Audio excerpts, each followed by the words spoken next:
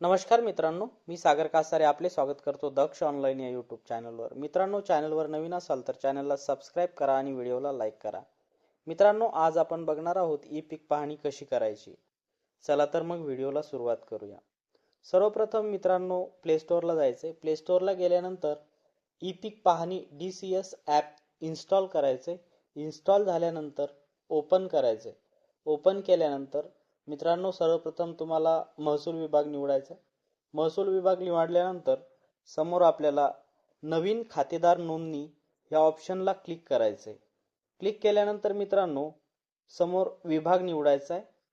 विभाग निवडल्यानंतर जिल्हा निवडायचा आहे। मित्रांनो, जिल्हा निवडल्यानंतर तुमचा तालुका कोणता येतो तो निवडायचा आहे।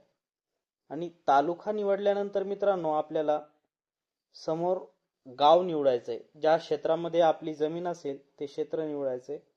त्यानंतर गट क्रमांक टाकून आपल्याला शोधा या बटनावर क्लिक करायचे। त्यानंतर खाली खातेदार दिसतील मित्रांनो, खातेदार निवडायचे आणि ॲरोवर क्लिक करायचे। त्यानंतर परत एकदा ॲरोवर क्लिक केल्यानंतर थोडं लोड घेईल मित्रांनो। लोड घेतल्यानंतर तुम्ही जर आधी नोंदणी केली असेल तर तसं दाखवेल, नाहीतर खातेदार निवडून घ्यायचा आहे। निवडून घेतल्यानंतर सांकेतांक विसरलाय असं या बटनावर टाईप करून तिथला नंबर वरती टाकायचा आहे आणि ॲरो वरती क्लिक करायचं आहे। तर मित्रांनो, आता आपल्याला ई पीक माहिती नोंदवायची आहे। तर ती कशी, खाते क्रमांक निवडायचा आहे पहिले, गट क्रमांक त्यामध्ये निवडून घ्यायचा आहे 2 नंबरला, जमिनीचे एकूण क्षेत्र येऊन जाईल। त्यानंतर आपल्याला हंगाम निवडायचा आहे मित्रांनो। हंगाम निवडून झाल्यानंतर आपल्याला पेरणीसाठी क्षेत्र उपलब्ध दिसेल ते निवडून घ्यायचे। त्यानंतर आपल्याला मित्रांनो पिकाचा वर्ग निवडायचा आहे। पिकाचा वर्ग निर्भळ पीक निवडून घ्यायचे। खाली पीक कोणतं आहे ते टाकायचे आणि त्यामध्ये जल सिंचनाचे साधन कोणते आहे आपल्याकडे ते टाकून घ्यायचे। त्यानंतर सिंचन पद्धती काय आहे ते निवडून घ्यायचे आणि पेरणीची तारीख निवडून घ्यायची मित्रांनो आणि पुढे जा या ऑप्शनला क्लिक करायचे।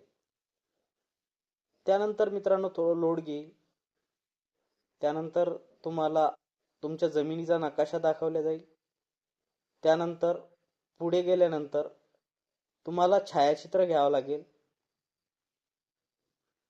त्यानंतर आपण बघू शकतो, आपण असा एक फोटो काढून घेऊया मित्रांनो। त्यानंतर दुसराही काढून घेऊ।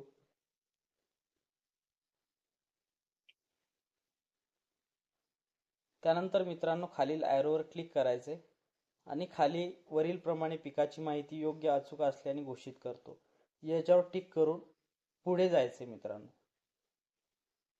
पुढे गेल्यानंतर आपण बघू शकतो मित्रांनो, पिकाची माहिती साठवलेली आहे, म्हणजेच तुमची ई पीक पाहणी कंप्लीट झालेली आहे मित्रांनो।